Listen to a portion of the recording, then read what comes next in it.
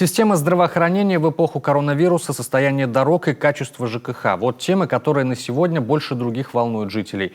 Такую выборку за первые дни работы сделали специалисты Центра управления регионом. Новая структура по мониторингу обращений заработала в Коми 16 ноября. А по всей стране ЦУРы, запомните новую аббревиатуру, начали полноценно включаться в работу с 1 декабря.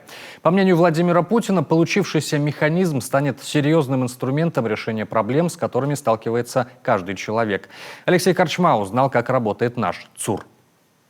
Ноябрьская история потрепала нервы многим жителям Сыктывкара и пригородов. В часы пик автобус приходится ждать по полчаса и больше. Самые шустрые пассажиры с трудом протискиваются в салон. Остальные ждут следующий рейс. Автобусы каждый день полные.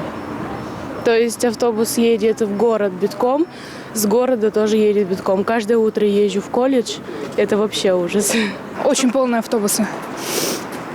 Места вообще не хватает, и мы вообще не сидим. То есть утром мы едем стоя и даже не можем держаться нормально. Все равно стараешься ко времени переехать на работу, то все равно как бы туда затискиваешься, протискиваешься в автобус. Дистанция, естественно, она не соблюдается, потому что мы все одновременно едем одномоментно в этом автобусе рядышком. В тесноте, в обиде и никакой социальной дистанции. Люди опаздывают на работу, учебу и жалуются на перевозчиков. Бесконечно пишут в соцсетях. И тут, внимание, каждую такую боль, по идее, ловит в свои сети Центр управления регионом. Получается, что человек не обращается куда-либо, а пишет в социальных сетях, на каких-то официальных пабликах, ВКонтакте, например, в Инстаграме. Система инцидент-менеджмент автоматически по ключевым словам отбирает эти жалобы. Далее они поступают нам в работу. Мы распределяем по ответственным ведомствам, и в течение первых 8 рабочих часов мы даем знать человеку, что мы узнали о проблеме, что вопрос передан специалистам, и в ближайшее время мы вернемся с ответом по существу проблемы. Именно так поступила сыктывкарка Наталья Майбурова. Свое обращение к муниципальным властям она оставила в одной из групп ВКонтакте. Добрый вечер. Настройте расписание автобусов. Невозможно ездить. Автобусы ждешь по 30 минут. Полно людей скапливается. Добрый день.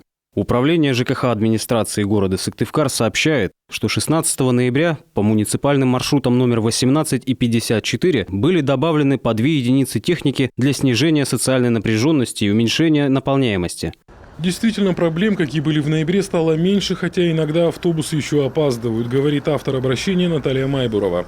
Радует, что ее, в общем-то, обыденный пост, обративший внимание на локальную проблему, не остался без внимания, и верное решение оперативно нашлось.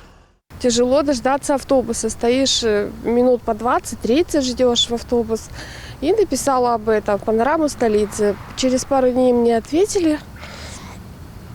И написали, что провели рейды, что стали проверять. Это приятно, да, то, что слышат людей, что контролируют после этих жалоб. Мы, говорит, разберемся.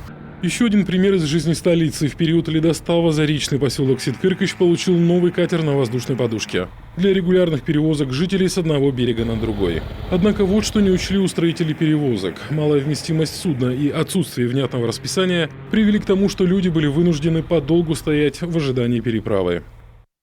Когда закончится это безобразие?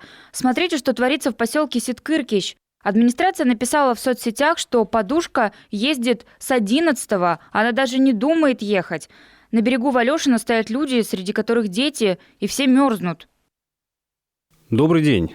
Управление ЖКХ администрации города Сыктывкар сообщает, в перевозке жителей заречных поселков Валешина подключился еще один катер на воздушной подушке.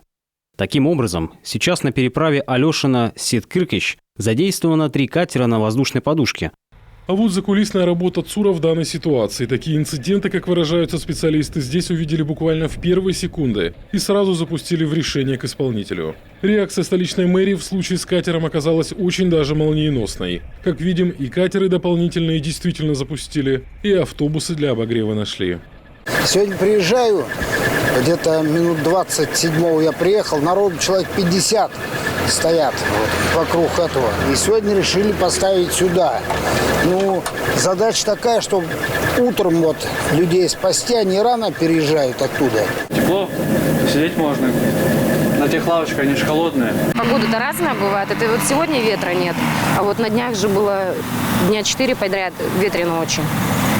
Поэтому, я думаю, это хорошо сделали. Тем временем новое обращение поступает из Ухты. Юрий Турасов обнаружил оголенные трубы теплотрассы по улице Синюкова. Написал про безобразие на доске позора, да и подкрепил слова своим видео.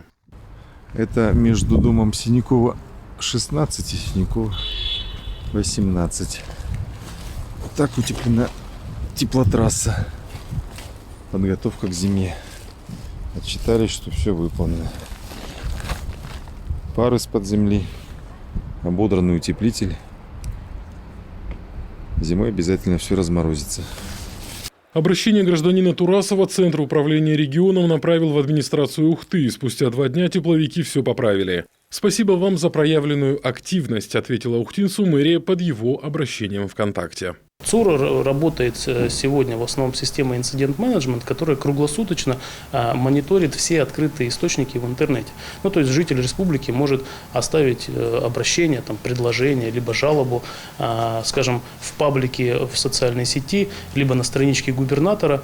Машинные алгоритмы, собственно, обнаружат эту запись, обработают, а уже специалисты непосредственно здесь перенаправят ее в то ведомство, подведомственность, которое она касается.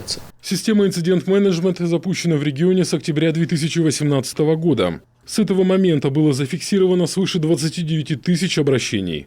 ЦУР же теперь будет работать не только с системой инцидент-менеджмент, но и с платформами обратной связи, а также с государственными порталами. Будет выступать как координационный центр между властью и жителями, влиять на оперативную реакцию властей на обращения и доводить их до нужных ведомств. При этом важно отметить, обращаться в ЦУР письменно или звонить не нужно. Умная система мониторинга автоматически обнаружит ваше сообщение, сотрудники ЦУРа направят по адресу, и ответственное ведомство ответит на той площадке, где вы оставили свое обращение. Алексей Корчма, Иван Богомолов, телеканал Юрган.